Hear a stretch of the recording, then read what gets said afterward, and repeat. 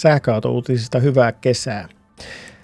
Tänään tulee vähän laidasta laitaan juttuja, eikä kaikki ole ihan pelkästään sähköautojuttuja. Ekana tulee Toyotasta. Siellä on jälleen uusi skandaali käsillä ja muutaman Toyota-mallin toimituksetkin on keskeytetty tästä syystä.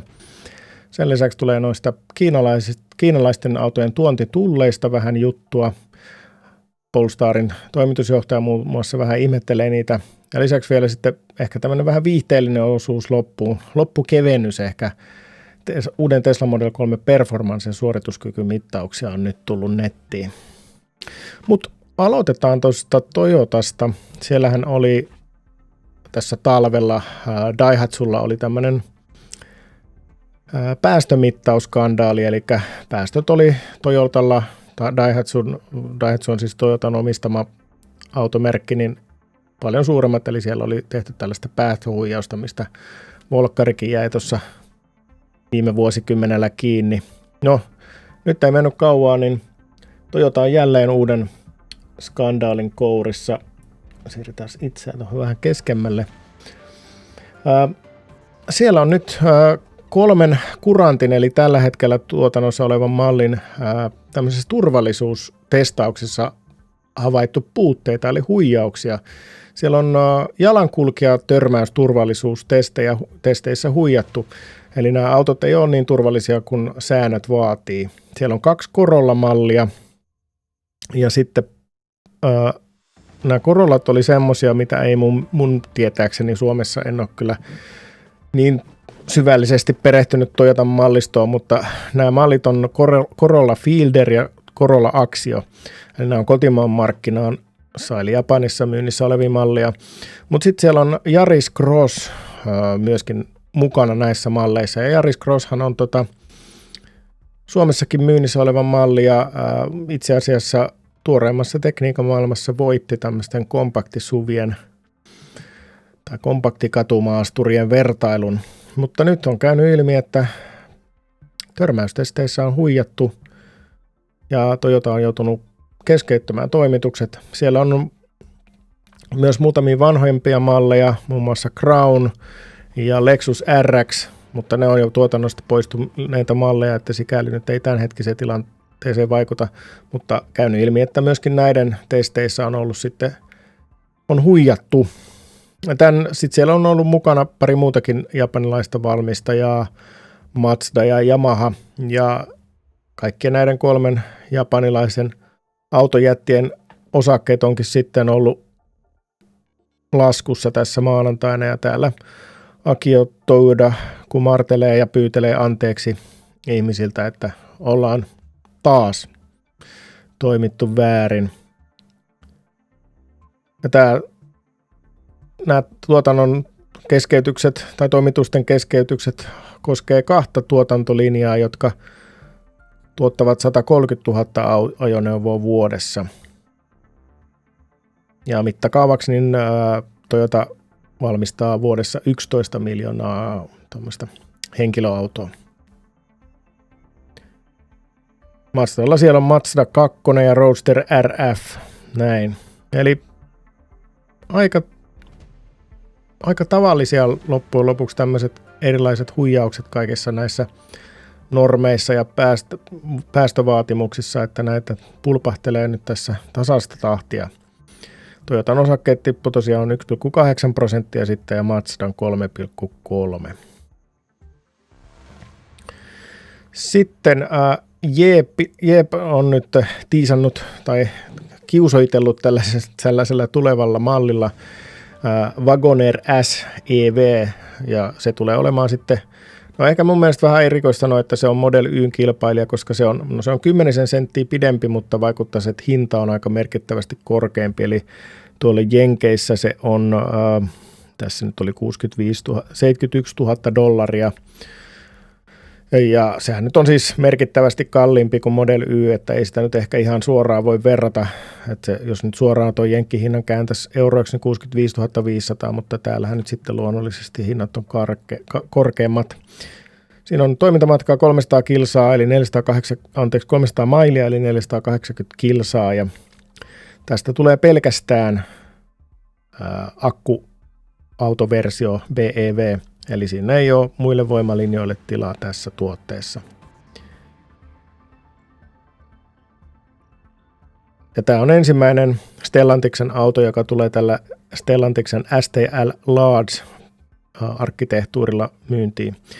Ja tässä nyt mainitaan, että siinä on 100 kilowattitunnin akku, joka latautuu 20% 80% 23 minuutissa.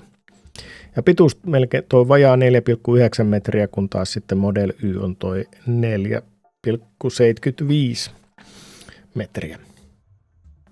Eli ehkä sitten tosiaan kilpailee ennemmin niin kuin kokonsa puolesta ja hintoisen puolesta olla Mersu EQEn ja Audi Q6 ja Bemari iX:n kanssa.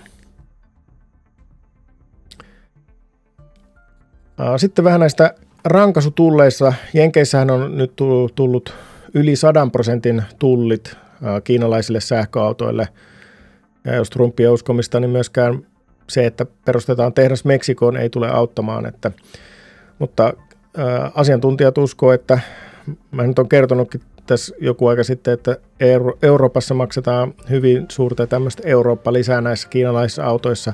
Ja asiantuntijat uskoo, että Euroopan hinnat on sen verran korkeat, että vaikka tulisi 30% tullit kiinalaisille autoille, niin nämä kiinalaiset valmistajat selviytyy niistä. Mutta onhan tässä samaan aikaan monet kiinalaiset valmistajat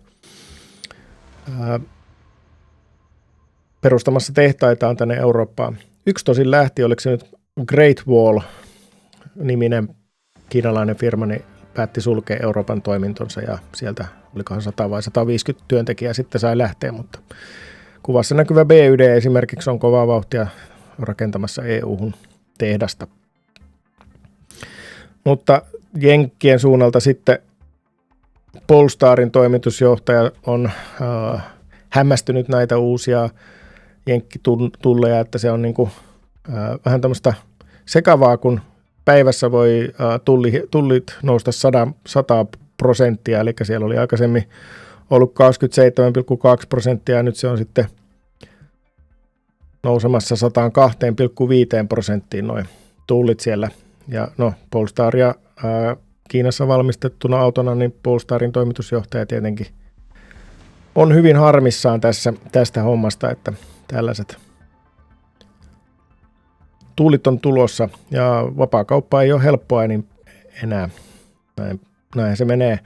Mutta jännä nähdä nyt sitten, miten tämä vaikuttaa Eurooppaan, että en ole asiantuntija, että kyllä siellä varmaan minua viisaammat ihmiset toivottavasti ainakin tekee niitä päätöksiä, mutta voisin kuvitella, että kyllä kiinalaiset sitten vastaa samalla mitalla takaisin, kun tällaisia tuonnin rajoituksia lätkästään täällä.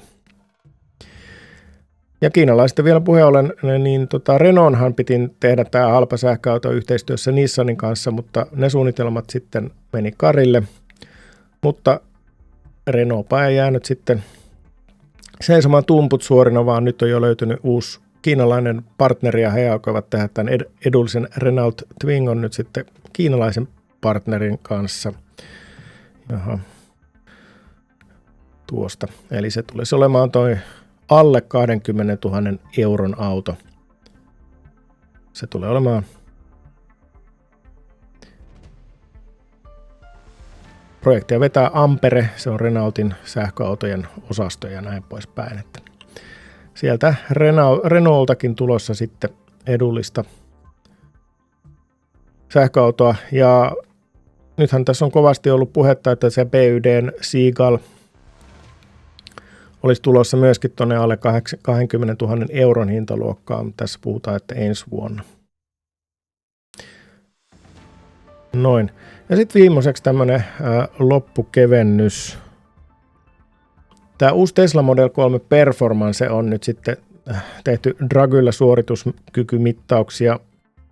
Ja se on sitten 0-60 mailin tunnissa, eli onko se nyt sitten 97 vai 98 kilometriä tunnissa, niin 2,93, eli hyvin lähelle sitä, mitä Tesla mainostikin, taisi olla 2,9, se mitä mainoksessa lukee.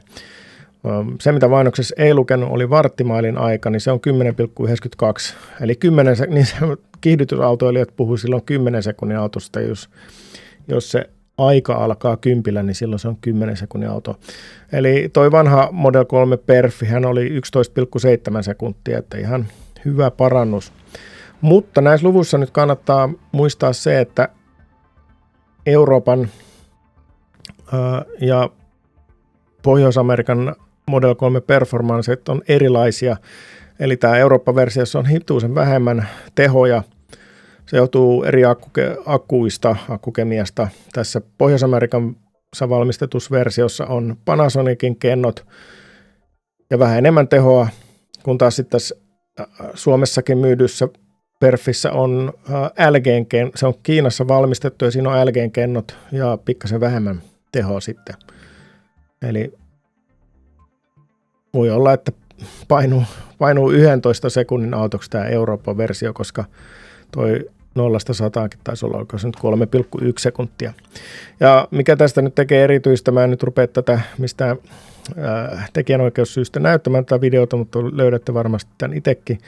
Mutta tämä oli liikenteessä tehty tämä 10,92 sekuntia ja mainittiin vielä, että ilmastointikin on päällä. Sellaisilla uutisilla kesäkäyntiin. Me nähdään jälleen pian ja hyvää kesää vielä kerran.